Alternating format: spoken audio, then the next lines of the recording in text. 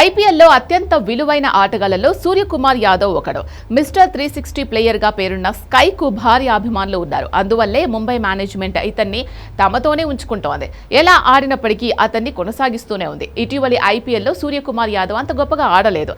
తన స్థాయి బ్యాటింగ్ చెయ్యలేదు. ముఖ్యంగా జట్టు అవసరాలకు తగ్గట్టుగా పరుగులు తీయలేదు.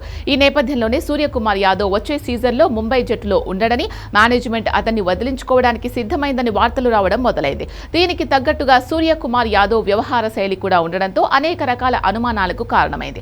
అయితే సూర్యకుమార్ యాదవ్ ఈ వ్యవహారం మీద అధికారికంగా ఎటువంటి ప్రకటన చేయలేదు. ముంబై మేనేజ్మెంట్ కూడా అతన్ని తొలగించే దాని పట్ల క్లారిటీ ఇవ్వలేదు. అటు ముంబై, ఇటు సూర్యకుమార్ యాదవ్ ఎటువంటి ప్రకటనలు చేయకపోయినప్పటికీ సోషల్ మీడియాలో ఊహాగానాలు వైరల్ అవుతూనే ఉన్నాయి.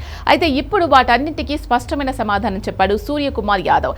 కాకపోతే పరోక్షంగా సంకేతాలు ఇచ్చాడు. టీమిండియా T20 మాజీ కెప్టెన్ సూర్యకుమార్ యాదవ్ ఇన్స్టాగ్రామ్ లో బయోలో ముంబై ఇండియన్స్ పేరు కనిపించింది. దీంతో ముంబై ఇండియన్స్ అభిమానులు ఒకసారి ఆశ్చర్యపోయారు. ఆ తర్వాత సంతోషాన్ని వ్యక్తం చేయడం మొదలుపెట్టారు. ఇటీవల స్కై ఇన్స్టాలో ముంబై ఇండియన్స్ పేరును తీసేశాడు. అధికారిక పేజీని కెప్టెన్ హార్దిక్ పాండ్యా సైతం అన్ఫాలో చేశాడు.